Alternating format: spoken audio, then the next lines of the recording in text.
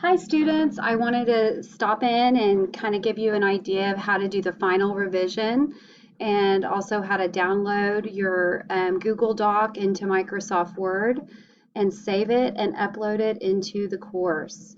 This is important that you go ahead and do this by Sunday evening, but I am also going to have a Zoom call for students on Monday at two different times. I will let you know when that is going to happen. So there's going to be plenty of chances for you to ask me questions. Plus, you can always sign up for that final conference. So here is my sample paper. I will have it linked with this video. And all you can see, I went ahead and left the highlighting in there because I feel like it helps you see the difference between a concrete detail and commentary. But what I would do if I was going through my final revision is I would read this out loud to myself. Of course, it's 8 pages, so I'm not going to read the entire thing, but you can kind of get a feel for how I have the paper set up. Okay. As a mother of three boys, I do not know how many times I caught myself wishing that I did not have to get into the car and take one of them to another practice. I wanted so intensely for my life to slow down. If someone asked me if I ever considered homeschooling my kids, I would laugh and say, no way. I think elementary teachers are unicorns. Even though I was raised by a second grade teacher and am an, that's a little awkward, educator myself, I still considered how those teachers filled endless hours of structure into my kids' lives magical. What happens when a normal school day becomes obsolete and children are all homeschooled? Suddenly, there are new quarantine laws in place, and parents are scrambling to navigate full time work from home and occupying children who are used to being taught in regimented manner where bells signal the beginning and end of activities. Now, as a nation of overprotective parents, we find ourselves wondering how much structure a kid truly needs to thrive. With the lack of structured activities and necessity to still work during the shelter at home pandemic, parents are forced to evaluate why there is an overwhelming fear of children playing alone. After unraveling irrational fears of danger, parents need to allow children time for unsupervised play, which increases independence and reduces anxiety. I'm actually wondering if I could take out the sentence before. So all of this is background. Why am I writing this paper? Why is this an issue? Okay. And then this, of course, is my thesis, which I can take out the word thesis.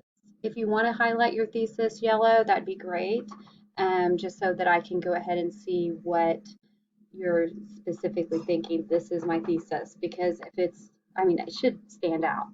Okay. So basically, you know that the first thing I'm going to do is talk about the irrational fears of danger, and then I'm going to talk about the parents' need for unsupervised play, and which, well, the parents need to allow children. That's my claim right here. Parents need to allow children time for unsupervised play, and then how it increases independence and reduces anxiety. So the first thing I'm going to talk about is unraveling the fear. So one of the greatest obstacles to a child gaining independence is the helicopter parent. But do these hypervigilant supervisors have reason to fear for their children learning solo skills? In the Time magazine article, I'm a helicopter parent and I don't apologize for it, professor and writer Elizabeth Fairfield Stokes admitted that she taught students who were raised by helicopter parents and who cannot think for themselves and balk at a college education. Even though she saw the detrimental effects, she still found herself wanting to protect her children from the unsavory experiences she had in childhood unsupervised, where she was bullied and put in situations that she was not mature enough to handle.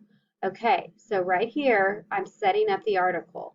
You have to, the first time you mention an article and an author, you have to give the full title, and I even went ahead and built credibility by saying Time Magazine, that it's a credible source.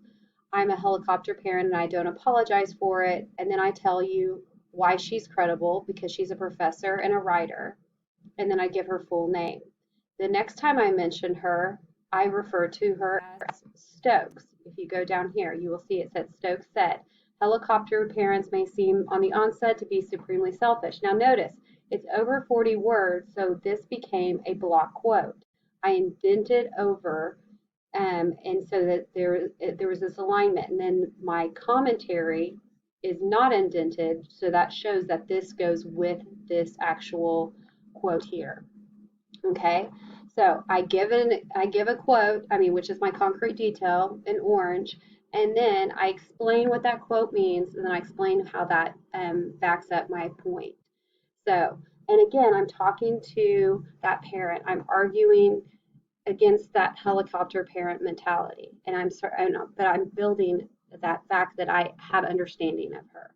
Though her sentiments are genuine and based on her experience, how is she really helping her children conquer their anxieties and fears by keeping them away from the realities of the world? Yes, all parents want their children to remain innocent and as long as possible, but by removing them from reality will only make the abrupt truth hurt even more. Would it not be better for them to experience life little by little and recognize their own strength? Okay, and now I'm going back into the quarantine. At the beginning of the quarantine, I found it comical that parents posted minute by minute schedules for school. Now I see posts about 11 a.m. happy hours and harried moms saying, well, I hope they can catch up next year.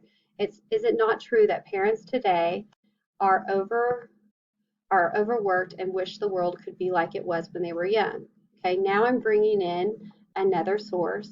In her recent book, Small Animals, Parenthood in the Age of Fear, Kim Brooks, I give her full name, and I give also why she has credibility. And then I say, she said, comma, and then this is a direct quote from that book. At the end of the quote, I need a quotation mark, number one, but also I put the page number in the parenthetical citation. I don't need to put Brooks with the quote in the parenthetical citation because I've already mentioned her right here. If I randomly have a quote outside that I don't say Brooks said, or I paraphrase information and I'm, talking about statistics that, I can paraphrase, I might put Brooks 65. Okay, so, and I do that in the next paragraph. So here I'm paraphrasing the information. A bystander videoed her son playing quietly and wrote down the license plate after calling the police. That was on Brooks, page 97 and 27. Ultimately, this brief parenting decision, which 20 years ago would have been accepted, created a 2-year legal battle and misdemeanor on her record. And again, I didn't, even though I'm talking about Brooks still, I still went ahead and put Brooks because it was not a direct quote. Even though Brooks only used her judgment as a parent to determine whether or not her child was safe, her opinion did not matter because another person's personal convictions turned her into the authorities. And now I'm bringing it back to my main point. During a national lockdown, I would probably be applauded for letting my boys stay in the car if I had to run into a germ-infested store to get a simple item. America has become a place where the loudest voice proclaiming fear is often heard over the soft one speaking reason. Okay, and so then I need to finish that thought, right? So I'm going to make a note to myself to finish that. Okay, so while going through this legal battle, now I'm going to show you how I quote someone within an article or a book. So she's quoting Skenazy, Lenore Skenazy, so I explain who this person is that she is quoting, okay, and then I also put the double quotes, and then I put quoted in Brooks 75 through 76. Even though I say Skenazy is the person who said that, I still give credit to Brooks because that's where that quote was found. And I hope this all makes sense. So now you can get a feel for how this is set up. So again, I indent each paragraph. I have a topic sentence, and then I go into my concrete detail. I usually have at least a couple of sentences of commentary following that. Okay, so this gives you an idea how everything is set up. If you have any more questions about how to set up quotes, that's the thing that I'm seeing through these conferences more and more, is that students struggle setting up the quotes and actually how to use the parenthetical citation. If you don't have page numbers, then you don't have to put anything after it. And especially with our situation, I'm not expecting a book at this point, or maybe even a journal article. So now here's my works cited got moved down. Sorry, let me put this up a little bit. So even if you only have one sentence on the page before, your works cited should be on the following page, okay? And this is how it should look, okay? See, I have the first line, it should be left indented, the first line. The second line is actually tabbed over, indented. And again, I always suggest using a form, you can use EasyBib, or you can, and then make sure that it's done correctly, because sometimes they don't just think you can put the URL in and it's going to, come out exactly the way it should. If we were in class, I would be going over these with a fine-tooth comb with you. Again, if you want to send it to me and have me just glance over it, that's fine. Also, you can always send it to the Writing Center and they will revise it for you. So notice that all of my sources are in alphabetical order. I start with the last name of the author and then the first name. If you don't have an author, the first thing you'll see is the title. I don't have anything without an author. I tend to stay away from those. But again, I know some of you do. So if I didn't have an author, let's say this was just on a website, this would be the first thing I would see. Okay, and that's how that would look. But because I do, let me just go ahead and do back. All right, so please let me know if you have any questions. I am still free to help you, and I want to make sure that you understand this process and you don't, because again, this is a 200-point assignment. Now, another thing that's extremely important is that you go ahead and file, download Microsoft Word, and go ahead and it should pop up down here. Okay. And here I went ahead and enabled editing, and then I'm going to save as, and then I go ahead and browse. Got a ton of different, I'm going to go ahead and go to my coronavirus. Okay, that's my final coronavirus. So then save it. Then I'm going to go to the course. And if you know how to do all this, then you're good to go. Go to the login. Sorry, I should have already had this logged in. And then courses.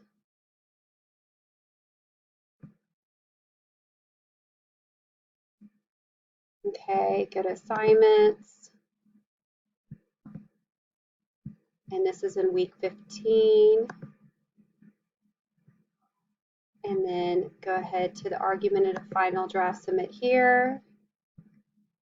Click on that.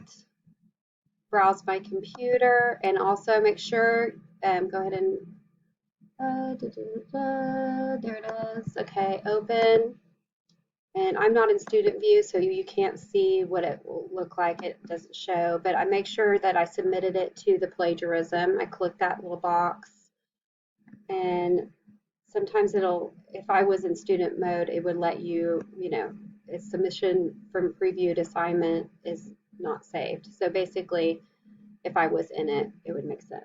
Also, make sure you go ahead and take this course student feedback survey, spring 2020. It's important, and we have to turn those in. So please do that for me. It's anonymous, so I don't even know who, but again, well, if you don't actually get to this point in this, you probably, yeah, forget about it. Don't take it. I'm just kidding. No, everyone needs to take the survey.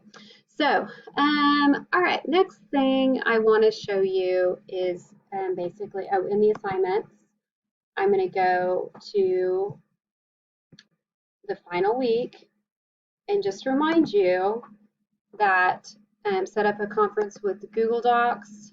There's this, you would go ahead and highlight this like so, Control C, go to a new thing, and it'll pop up.